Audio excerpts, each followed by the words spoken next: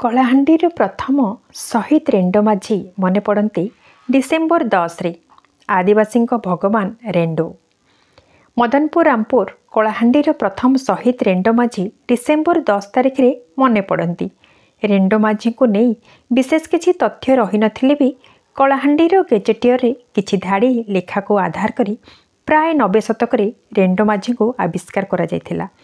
ତାପରେ ପରେ ରେଣ୍ଡୋ ମାଝୀ ପାଲଟିଗଲେ ଆଦିବାସୀଙ୍କ ଭଗବାନ। ଦିନେ ଶାସନ ବିରୁଦ୍ଧରେ ସ୍ୱର ଉଚ୍ଚାରଣ କରି ଇଂରେଜ ସରକାରଙ୍କ ଆଖିରୁ ନିଦ ହଜାଇଥିଲା ଏହି ମାଟିର ବୀର ଆଦିବାସୀ ସ୍ୱାଧୀନତା ସଂଗ୍ରାମୀ ଶହୀଦ ରେଣ୍ଡୋ ମାଝୀ, ଯାହା ପାଇଁ ତାଙ୍କୁ ଶେଷରେ ଫାଶୀ ଖୁଣ୍ଟରେ ଝୁଲିବାକୁ ପଡ଼ିଥିଲା। କଳାହାଣ୍ଡିର ଏହି ପ୍ରଥମ ସ୍ୱାଧୀନତା ସଂଗ୍ରାମୀ ରେଣ୍ଡୋ ମାଝୀଙ୍କ ଇତିହାସ କିନ୍ତୁ କେବଳ ଇତିହାସରେ ହିଁ ରହିଯାଇଛି। ତାଙ୍କୁ ଯେତିକି ସମ୍ମାନ ମିଳିବା କଥା ବା ପ୍ରଚାର ପ୍ରସାର ହେବା କଥା ସେତିକି ମାତ୍ରାରେ ହୋଇପାରେ ନାହିଁ।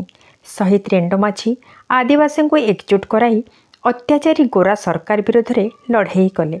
ପରିଣାମ ସ୍ୱରୂପ ଶେଷରେ ଉର୍ଲାଦାନୀଠାରେ କଳାହାଣ୍ଡିର ପ୍ରଥମ ସ୍ୱାଧୀନତା ସଂଗ୍ରାମୀ ରେଣ୍ଡୋ ମାଝୀଙ୍କୁ ବ୍ରିଟିଶ ସରକାର ଫାଶୀ ଖୁଣ୍ଟରେ ଝୁଲାଇ ଦେଲେ।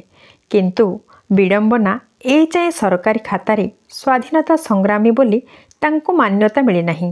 କେବଳ ଶହୀଦ ଦିବସ ଆସିଲେ ଖୋଜା ପଡ଼େ କିଛି ଫୁଲମାଳ ଏବଂ ଭାଷଣ। ଡିସେମ୍ବର 10ରେ ତାଙ୍କର 165ତମ ଶହୀଦ ଦିବସ ପାଳନ ହେବାକୁ ଯାଉଛି। ସେହି କଳାହାଣ୍ଡିର ପ୍ରଥମ ଆଦିବାସୀ ସ୍ୱାଧୀନତା ସଂଗ୍ରାମୀ ରେଣ୍ଡୋ ମାଝୀଙ୍କ କାହାଣୀ 19 ଶତାବ୍ଦୀର ପ୍ରାରମ୍ଭରେ ମଦନପୁର ରାମପୁର ବ୍ଲକ ଅନ୍ତର୍ଗତ ଆଦିବାସୀ ଅଧ୍ୟୁଷିତ ଘଞ୍ଚ ଜଙ୍ଗଲ ଘେରା ଗିରିକନ୍ଦ ଲୁବେନଗଡ଼ ଗାଁର ବକେରେକା କନ୍ଧ ଡାବିସା ମାଝୀଙ୍କ ଜ୍ୟେଷ୍ଠ ପୁତ୍ର ରୂପେ ରେଣ୍ଡୋ ମାଝୀ ଜନ୍ମଗ୍ରହଣ କରିଥିଲେ। ଏତିକି ବେଳେ ଇଂରେଜ ସରକାର ଭାରତରେ ଶାସନ କରୁଥିଲେ। 1845 ମସିହା ବେଳକୁ ଇଷ୍ଟ ଇଣ୍ଡିଆ କମ୍ପାନୀ ଜନସ୍ୱାର୍ଥ ବିରୋଧୀ ଭୂ ରାଜସ୍ୱ ଆଇନ ଓ ବନଜାତ ଦ୍ରବ୍ୟ ସଂଗ୍ରହ ଉପରେ ନିଷେଧାଦେଶ ଜାରି କରିଥିଲେ। ଆଦିବାସୀଙ୍କ ଠାରୁ ଜଙ୍ଗଲଜାତୀୟ ଦ୍ରବ୍ୟ ଉପରେ ଗୋରା ସରକାର ଜୋର ଜବରଦସ୍ତ କର ଆଦାୟ କରି ଜୁଲମ କଲେ। ଏହି ଅତ୍ୟାଚାର ଆଦିବାସୀଙ୍କ ମନରେ ଘୋର ଅସନ୍ତୋଷ ସୃଷ୍ଟି କରିଥିଲା। ସେତେବେଳେ କଳାହାଣ୍ଡି ଗଡ଼ଜାତ ରାଜ୍ୟକୁ ନାଗବଂଶୀୟ ରାଜାମାନେ ଶାସନ କରୁଥିଲେ। କଳାହାଣ୍ଡି ମହାରାଜାଙ୍କ ଅଧୀନରେ କର୍ଲାପାଟ, ମଦନପୁର ରାମପୁର, ଲାଞ୍ଜିଗଡ଼, ଜୟପାଟଣା, କାଶୀପୁର, ଥୁଆମୁଲ ରାମପୁର, କଲମପୁର ଆଦି ଜମିଦାର ଅଞ୍ଚଳ ରହିଥିଲା।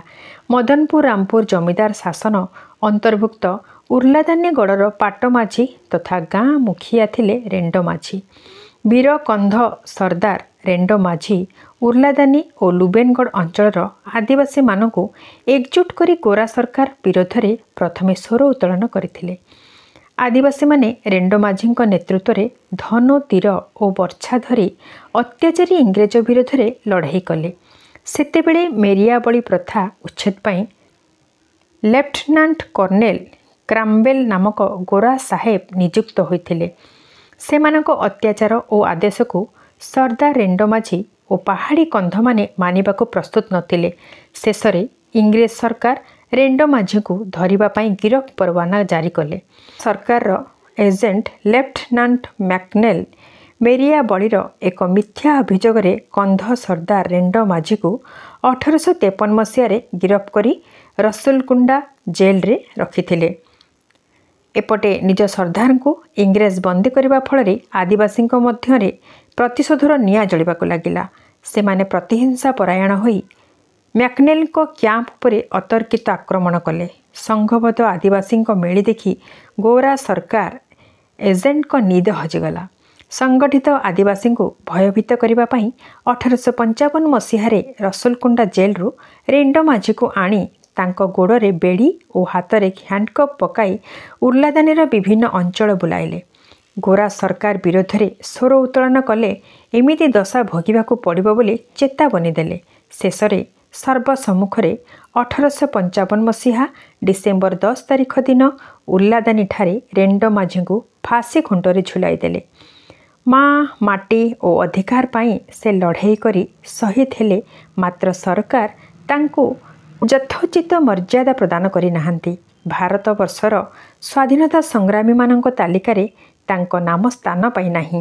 ଦେଶ ସ୍ୱାଧୀନତାର ରଜତ ଜୟନ୍ତୀ ଅବସରରେ 1972 ମସିହାରେ କଳାହାଣ୍ଡି ଗଡ଼ଜାତର ଶେଷ ନାଗବଂଶୀ ଶାସକ ତଥା ତତ୍କାଳୀନ ଲୋକସଭା ସଦସ୍ୟ ପ୍ରତାପ କେଶରୀ ଦେଓଙ୍କ ଉଦ୍ୟମରେ ବୀର ଶହୀଦଙ୍କ ସ୍ମୃତିରେ ଉଲ୍ଲାଦାନୀଠାରେ ଶହୀଦ ସ୍ମୃତି ସ୍ତମ୍ଭ ନିର୍ମାଣ ହୋଇଛି। ଏହାର ଅନେକ ବର୍ଷ ବର୍ତ୍ତମାନର ଜୁନାଗଡ଼ ବିଧାୟକ କ୍ୟାପ୍ଟେନ୍ ଦିବ୍ୟଶଙ୍କର ମିଶ୍ରଙ୍କ ଉଦ୍ୟମରେ ରାଜ୍ୟ ସଂସ୍କୃତି ବିଭାଗ ପକ୍ଷରୁ ଶହୀଦ ରେଣ୍ଡୋ ମାଝୀଙ୍କ ବ୍ରୋଞ୍ଜ ନିର୍ମିତ ପୂର୍ଣ୍ଣ ଅବୟବ ପ୍ରତିମୂର୍ତ୍ତି ଉଲ୍ଲାଦାନୀସ୍ଥିତ ସ୍ତୂପ ପାଖରେ ପ୍ରତିଷ୍ଠା କରାଗଲା। 2014 ମସିହା ଡିସେମ୍ବର 10 ଶହୀଦ ଦିବସ ପାଳନ ଅବସରରେ ରାଜ୍ୟ ସଂସ୍କୃତି ମନ୍ତ୍ରୀ ଅଶୋକ ପଣ୍ଡା ଏହି ପ୍ରତିମୂର୍ତ୍ତିକୁ ଉନ୍ମୋଚନ କରିଥିଲେ।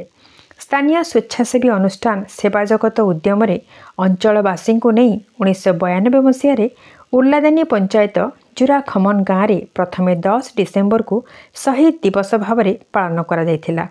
ସେହି ଗାଁରେ 4 ବର୍ଷ ଏବଂ ତାପରେ ଖଲିଆମୁଣ୍ଡାରେ 2 ବର୍ଷ ଶହୀଦ ଦିବସ ପାଳନ କରାଯାଇଥିଲା।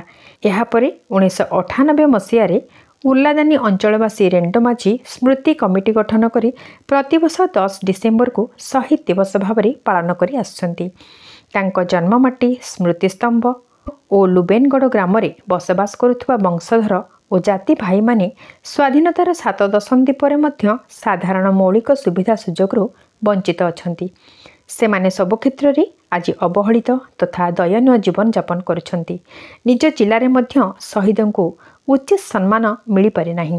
କେବଳ ଭବାନୀପାଟଣା ଜିଲ୍ଲା କାରାଗାର ପାଚେରୀ ନିକଟରେ ତାଙ୍କର ଏକ ଛୋଟ ପ୍ରତିମୂର୍ତ୍ତି ସ୍ଥାପନ କରାଯାଇଛି।